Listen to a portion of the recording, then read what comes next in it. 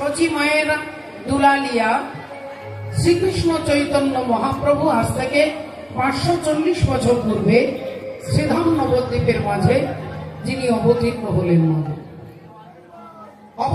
হলেন নদিয়ার মাঝে শচীগর্ভ সিন্ধু মাঝে ভগবান করুণা করে তিনি নেমে এলেন। কেন এলেন? এই প্রশ্নের উত্তর গীতাতে আজ থেকে 5000 বছর আগে ভগবান কৃষ্ণ অর্জুনকে বলছেন, পরিত্রাণায় সাধূনাম বিনাশায় চ দুষ্কৃতম ধর্ম সংস্থাপনার্থায় সম্ভবামি যুগে যুগে। তিনটে কারণের জন্য, সাধুদের পরিত্রাণ করতে, দুষ্টের দমন করতে এবং ধর্মকে প্রতিষ্ঠা করতে ভগবান বললেন সম্ভবামি যুগে যুগে। তাহলে তিনি যুগে যুগে আসেন।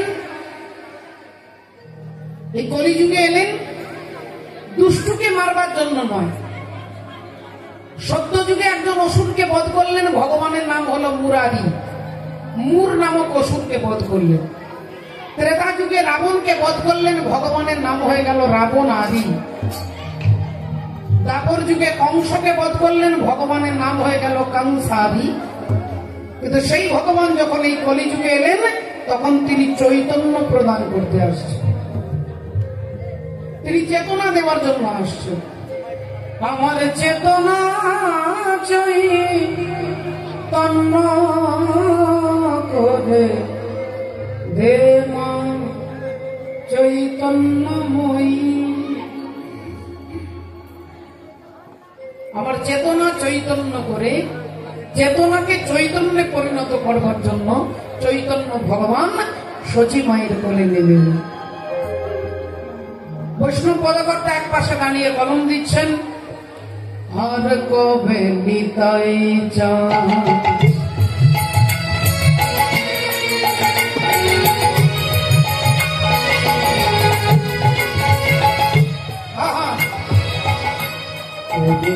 করিবে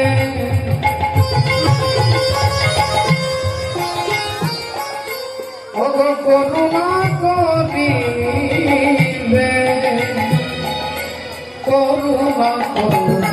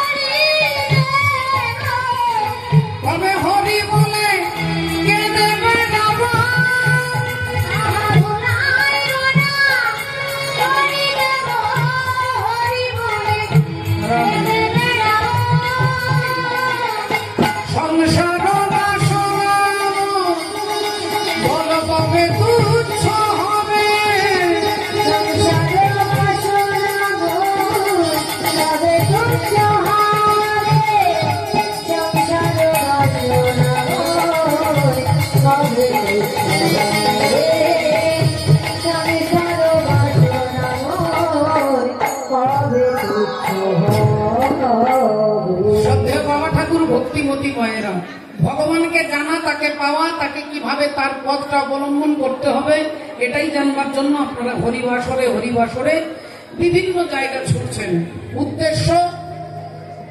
উদ্দেশ্যটাকে স্থির করাই হচ্ছে মনুষ্য জাতির কর্তব্য। উদ্দেশ্য স্থির করতে হবে। ছুরি ডাকাতের হাতেও থাকে আর ছুরি ডাক্তারের হাতেও থাকে।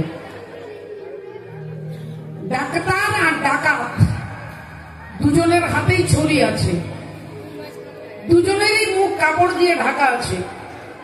ডাক্তার বাবু মুখে মাস্ক পরে আছেন আর ডাকাত মুখে কালো কাপড় দিয়ে ঢেকে রেখেছে। দুজনেরই মুখ ঢাকা দেওয়া, দুজনেই পেটের মধ্যে ছুরি চালাচ্ছে, কিন্তু উদ্দেশ্য দুরকম। ডাক্তার যখন পেটে ছুরি চালাচ্ছে তখন আপনাকে বাঁচানোর জন্য, রোগীকে সুস্থ করবার জন্য ডাক্তার বাবু পেটের মধ্যে ছুরি চালাচ্ছেন। আর ডাকাত যখন ছুরি চালাচ্ছেন তাহলে তিনি তখন তাকে মারবার জন্য ছুরি চালাচ্ছেন, খুন করবার জন্য। তাহলে উদ্দেশ্য দেখুন আলাদা হয়ে গেল। ভগবান বললেন কর্মণ্যেবাধিকার আসতে মা ফলে সুখদাচনা, কর্ম করবে, ফলের আশা করবে না।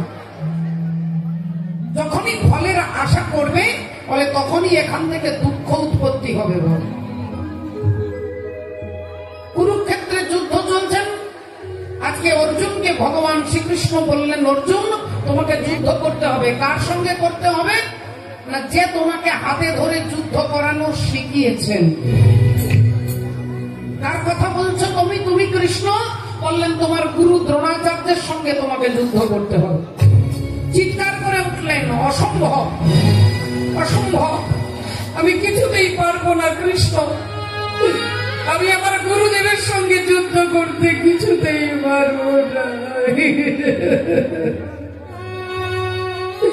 আমি পারবো না কৃষ্ণ, আমি পারবো না। ভগবান বললেন পারতে তোমাকে হবে। পার্থ, তোমাকে পারতেই হবে। তার কারণটা হচ্ছে তুমি যদি দেশকে ভালোবাসো, যদি রাষ্ট্রকে ভালোবাসো, ভগবান রাষ্ট্রভক্তি দেশপ্রেমের কথা বলছে, তাহলে তোমাকে যুদ্ধ করতেই হবে। বাবা ঠাকুর, ভক্তিমতী মায়েরা, একটু ভালো করে লক্ষ্য করুন। আমরা সবাই চাই যুদ্ধ যাতে বন্ধ হয়। ভগবান অর্জুনকে উদ্বুদ্ধ করছে তোমাকে যুদ্ধ করতে হবে। কার সঙ্গে করতে হবে না? গুরু দ্রোণাচার্যের সঙ্গে। অর্জুন বলছেন আমি পারবো না, ভগবান বলছেন তোমাকে পারতেই হবে। ভালো করে বিচার করে দেখুন। ভগবান বলে দিচ্ছেন, শোনো অর্জুন, তুমি তো কোন বাচ্চা ছেলে। এই কুরুক্ষেত্রের মাঠে যত লোক আছে, যত বড় বড় বীর আছে, যোদ্ধা আছে, তাদের কারোর ক্ষমতা নেই যে তিনি গুরু দ্রোণাচার্যকে হারাতে পারবে। গুরু দ্রোণাচার্যকে হারাতে পারে এমন বড় বীর 18 অক্ষনী সেনার মধ্যে নেই। তুমিও পারবে না অর্জুন। অর্জুন বলছেন তাহলে তুমি আমাকে যুদ্ধ করতে বলছো কেন? বললেন শোনো, তোমার গুরু দ্রোণাচার্য তিনি সাত্বিক ব্রাহ্মণ। আর সাত্বিক ব্রাহ্মণ যারা, তারা 3 বার গায়ত্রী মন্ত্র জপ করে। একবার ভোরবেলায়, একবার দুপুর বেলায়, একবার সন্ধ্যে বেলায়। তাই গুরু দ্রোণাচার্য যখন ভোরবেলায় চোখ বন্ধ করে গায়ত্রী মন্ত্র জপ করবে, তুমি চুপি চুপি গিয়ে তার চরণ দুটো ছুঁয়ে প্রণাম করবে। আর যেই তুমি প্রণাম করবে, উনি চোখ বন্ধ করে তোমার মাথায় হাত রেখে আশীর্বাদ করে বলবে, বলো বৎস তুমি কি চাও। আর যখনই তিনি বলবেন তুমি কি চাও, তখনই তুমি তাড়াতাড়ি বলবে, গুরুদেব আমি জানতে চাই আপনার মৃত্যু কিভাবে হবে। আপনার মৃত্যু কিভাবে হবে আমি জানতে চাই। অর্জুন চিৎকার করে উঠলেন, অসম্ভব, আমি জিজ্ঞাসা করতে পারবো না কৃষ্ণ, আমি পারবো না, আমি কিছুতেই পারবো না। ভগবান বললেন এই প্রশ্ন তোমাকে করতেই হবে, যাও যাও অর্জুন যাও। বাবা ঠাকুর, ভক্তিমতী মায়ের, অর্জুন ভোরবেলায় আসছেন গুরু দ্রোণাচার্যকে প্রণাম করতে। ভোরবেলায় এসে গুরু দ্রোণাচার্যের চরণে হাত দিয়ে যেই প্রণাম করেছেন, দ্রোণাচার্য ভাবছে আমার অনেক ছাত্র আছে, অনেক স্টুডেন্ট আছে, তাহলে কেউ হয়তো আমাকে প্রণাম করতে এসেছে। এখন তিনি চোখ বন্ধ করে অর্জুনের মাথায় হাত রেখে আশীর্বাদ করে বলছে, বলো বৎস তুমি কি চাও। আর যেই বলেছে কি চাও, অমনি অর্জুন, কৃষ্ণ শিখিয়ে দিয়েছে। অর্জুন কাঁপা কাঁপা কণ্ঠে জিজ্ঞাসা করছে, গুরুদেব আমি জানতে চাই আপনার মৃত্যু কিভাবে হবে।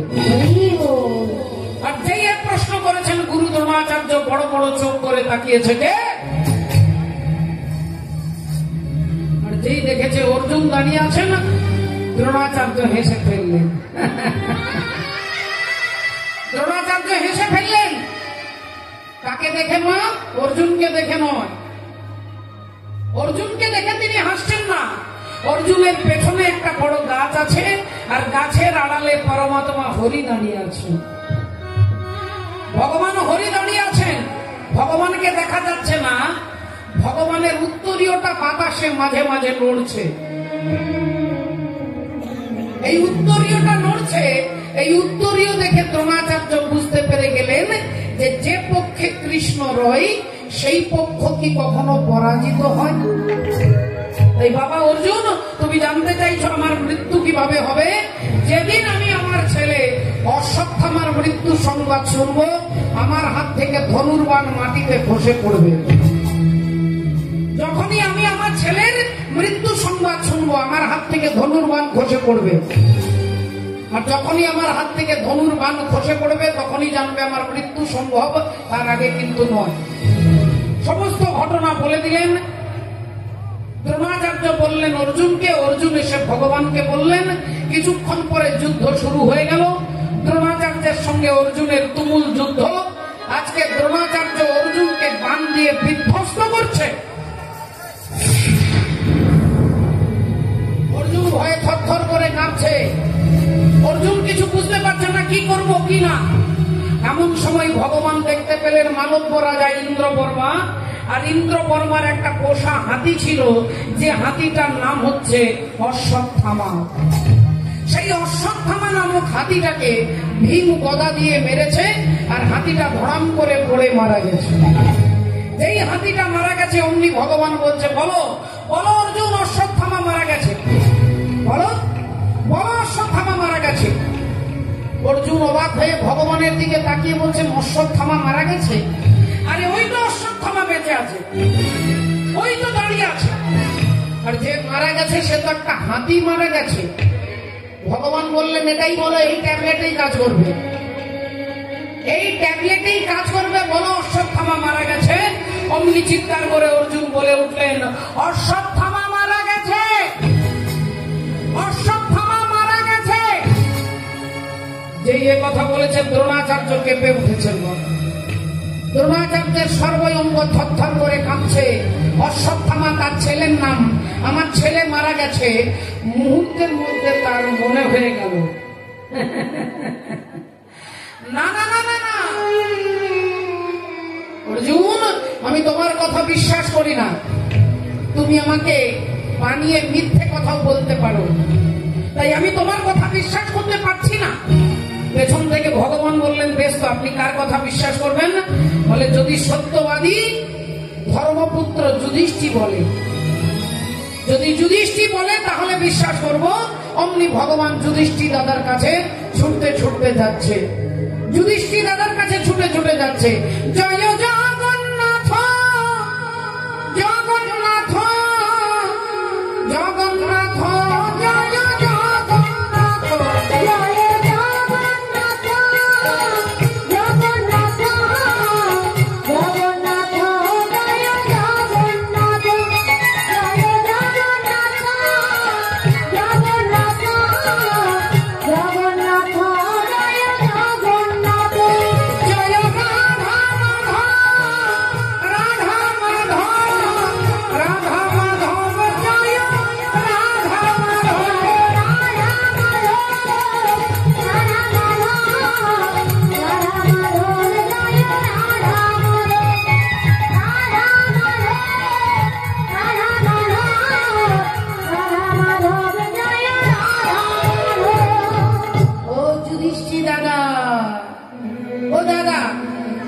বলো না দাদা, অশ্বত্থামা মারা গেছে, বলো না দাদা। যুধিষ্ঠির দাদা ভগবানের দিকে তাকিয়ে বলে উঠলেন, তুমি সর্বযজ্ঞের ঈশ্বর, অক্ষয় অব্যয় অবিনশ্বর, ব্রহ্মা বিষ্ণু মহেশ্বর, করে তোমার ধ্যান। কিন্তু কৃষ্ণ রে, আজকে তুমি চাইলেও আমার জিহ্বা দিয়ে মিথ্যে বেরোবে না, তুমি চাইলেও আমার জিহ্বা দিয়ে মিথ্যে বেরোবে না, আমি মিথ্যে বলতে পারবো না। ভগবান বললেন, যুধিষ্ঠির দাদা, তোমাকে আমি মিথ্যে বলতে বলছি না, তুমি বলবে অশ্বত্থামা হতবাণী, ইহা আমি সত্য জানি, ইতি গজ পড়ি গেল রণে।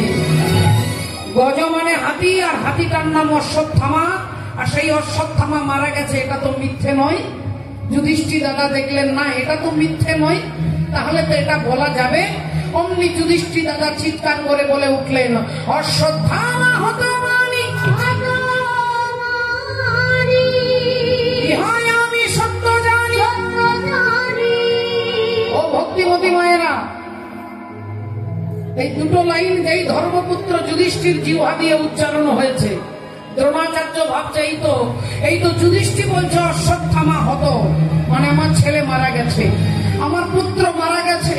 হা পুত্র বলতে বলতে দ্রোণাচার্য মাটিতে পড়ে যাচ্ছে, কাঁদতে কাঁদতে তিনি মাটিতে পড়ে যাচ্ছেন, তার হাত থেকে ধনুর্বাণ খসে পড়েছে।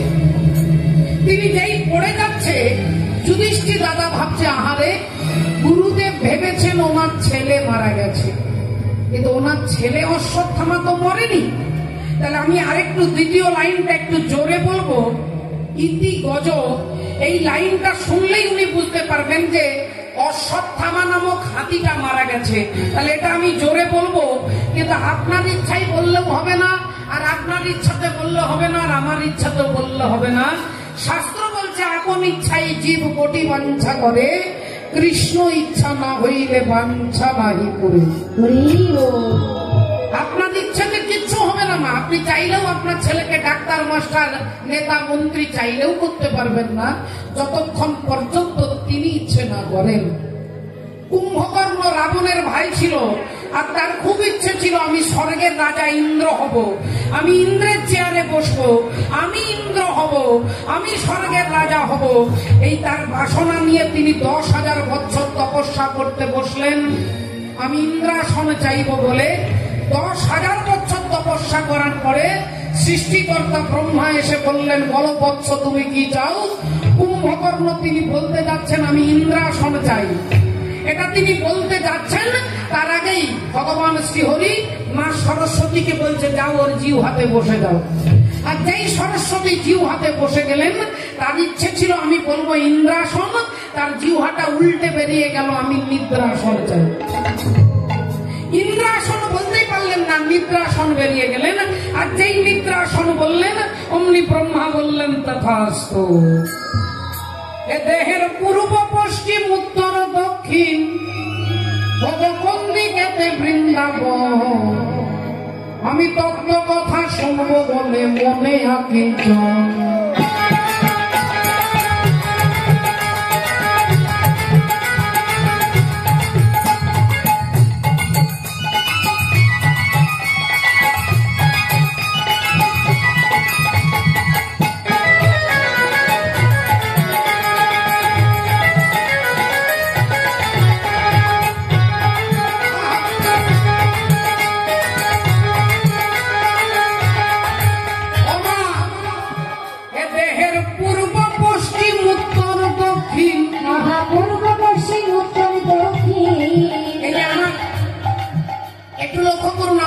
তাকিয়ে দেখুন, এটা উত্তর দিক, কোমরের নিচেটা হচ্ছে দক্ষিণ দিক, এটা পূর্ব দিক, আর এটা পশ্চিম দিক।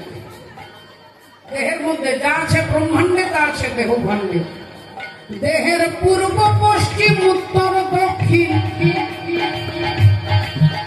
বল কোন দিকেতে বৃন্দাবন, আমি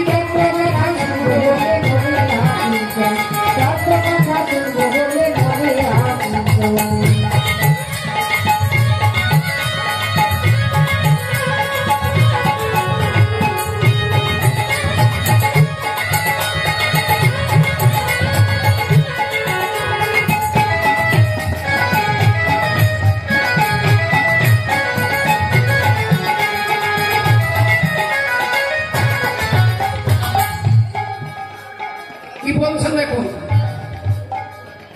বলি কোন খানেতে হয় গো মহারাজ,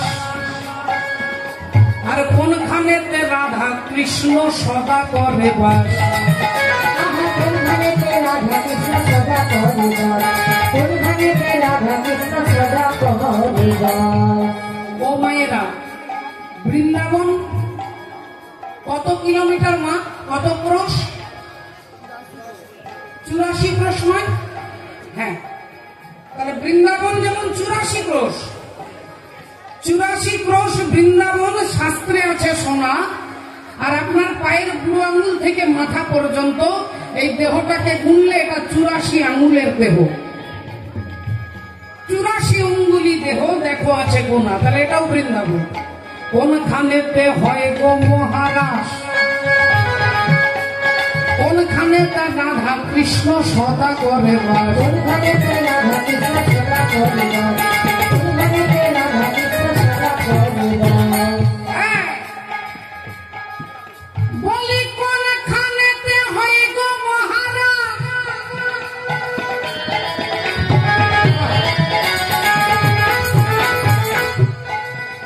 আর কোনখানেতে রাধা কৃষ্ণ সদা করে বাস। কোন খানেতে রাধা কৃষ্ণ সদা করে বাস। বলি আমি জানব বলে এই অভিলাষ, আমি জানিব বলে এই অভিলাষ, গুরু জানব বলে এই অভিলাষ, আমি মনে করি নিবেদন। সত্য কথা শুনব বলে মনে হাকিকত, সত্য কথা শুনব বলে মনে হাকিকত। আরে এ দেহের পূর্ব পশ্চিম উত্তর দক্ষিণ, দেহের পূর্ব পশ্চিম উত্তর দক্ষিণ ঘোরাব।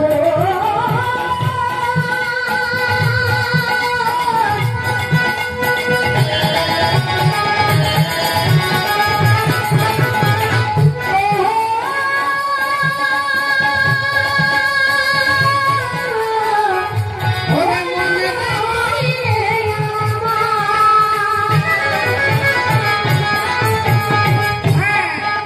আমি জানব বলে এই অভিলাষ, আমি জানিব বলে এই অভিলাষ, আমি মনে করি নিবেদন। দেহের সত্য কথা শুনব বলে যাই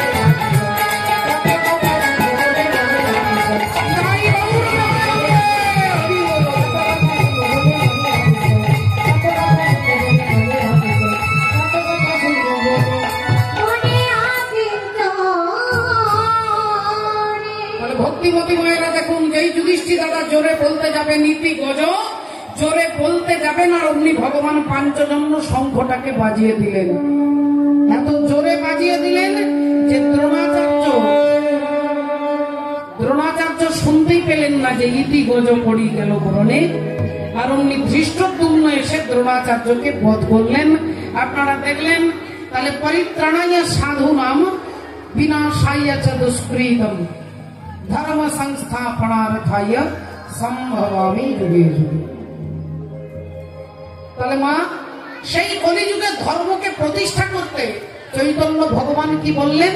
বললেন এই কলিযুগে হরিনাম ছাড়া আর অন্য কোনো গতি নাই, গতি নাই, গতি নাই। তাহলে কলিযুগের ধর্ম হরিনাম সংকীর্তন, হাসি মাখা বদনে আর ছল ছল নয়নে, আনন্দ কাননে মন ভ্রময় নিবার। একবার হরি বল, হরি বল, হরি বল, হরি